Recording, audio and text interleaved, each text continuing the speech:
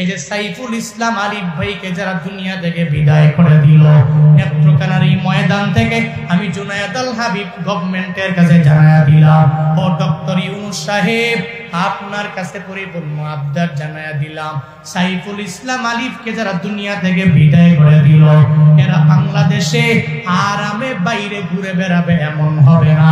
আগে জেলখানায় নিবেন, এরপরে মারার বদলে মারা, কতলের বদলে কতল। সেমনে সাইফুল ইসলামকে জবাই করে দুনিয়া থেকে বিদায় করে দিল, এরাও বাংলাদেশে থাকতে পারবে না। এদের দলটাকেও সংগঠনটাকেও নিষিদ্ধ করা লাগবে। এদেরও যারা হত্যার সাথে জড়িত ফাঁসির কাস্টে ঝুলাইতে হবে, ঠিক কিনা? হিন্দুদের পূজার মধ্যেও গিয়া মুসলমান যুবকেরা দাঁড়ায় গেল, অন্যান্য মুসলমানরা যাতে গিয়া এদের দুর্গা পূজার মধ্যে বাধা দিতে না পারে। মন্দিরের পাশে যাইয়াও মুসলমান যুবকেরা দাঁড়ায় যায়। উলামায়ে কেরাম ফেসবুকে বিবৃতি দিয়ে দিল, মন্দিরের মধ্যে যাও এবং এদের মন্দিরটারে সুন্দরভাবে পাহারা দিয়া দাও। আমগো এলাকায় হিন্দুরা আছে, মন্দির আছে, একদিন এদের সাথে খারাপ আচরণ করা হয় না, এদের সাথে খারাপ ব্যবহার করা হয় না, বরং এদের মন্দিরটারে পাহারা দেওয়ার জন্য আমরা মাদ্রাসা থেকে তুলাবা ইলমের দিনদেরকে আমরা পাঠিয়ে দিলাম। ও তুলাবারা, ওই মন্দিরটাকে পাহারা দেওয়ার জন্য তোমরা যাও। কিন্তু কপাল বুঝি এত খারাপ, এরা বুঝি এত পরিমাণে নিমক হারাম হয়ে যাইতে পারে, এদের মন্দির আমরা পাহারা দেওয়ার জন্য রাখি নাই, দিন নাই, ঘুমও নাই, নিদ্রাও নাই, এদের মন্দির পাহারা দেওয়ার জন্য আমরা দাঁড়ায় গেলাম। এরা আমগো মসজিদ পাহারা দিবে দূরের কথা, আজকে চট্টগ্রামে আমার মসজিদের মধ্যে এরা আঘাত দিয়া দেয়। মনে রাখবারে বান্দা, জীবনে কোনোদিন হিন্দু, খ্রিস্টান, বৌদ্ধ আমার মুসলমানের বন্ধু হতে পারে না। এরা সর্বাবস্থায় চায় মুসলমানরা ধ্বংস হয়ে যাক, ঠিক কিনা? জীবনেও কোনোদিন বন্ধু হতে পারে না। এই জন্যই আল্লাহ জানায়া দিলেন, লা ইয়াত্তাখিদিল মুমিনিনাল কাফিরিনা আউলিয়া মিন দুনিল্লাহ। আল্লাহ পাক জানায়া দিলেন, হে মুমিন, তোমার কাফের তোমার বন্ধু হতে পারে না, তোমার বন্ধু হবে আমার আল্লাহ।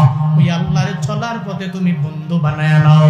এমন কাউরে বন্ধু বানাবা না যেই বন্ধু চায় না তুমি উন্নত হও, যেই বন্ধু চায় না তোমার ধর্মটা সব জায়গায় সমাদৃত হয়ে যা।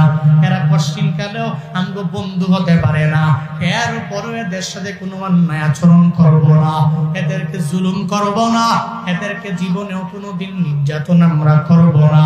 তবে আমার ভাইকে, এই যে সাইফুল ইসলাম আলিফ ভাইকে যারা দুনিয়া থেকে বিদায় করে দিল, নেত্রকোনার এই ময়দান থেকে আমি জুনায়েদ আল হাবিব গভর্নমেন্টের কাছে জানায়া দিলাম, ও ডক্টর ইউনূস সাহেব আপনার কাছে পরিপূর্ণ আবদার জানায়া দিলাম, সাইফুল ইসলাম আলিফকে যারা দুনিয়া থেকে বিদায় করে দিল, এরা বাংলাদেশে আরামে বাইরে ঘুরে বেড়াবে এমন হবে না। আগে জেলখানায় নিবেন, এরপরে মারার বদলে মারা, কতলের বদলে কতল। সেমনে সাইফুল ইসলামকে জবাই করে দুনিয়া থেকে বিদায় করে দিল, এরাও বাংলাদেশে থাকতে পারবে না। এদের দলটাকেও সংগঠনটাকেও নিষিদ্ধ করা লাগবে। এদেরও যারা হত্যার সাথে জড়িত ফাঁসির কাস্টে ঝুলাইতে হবে, ঠিক কিনা?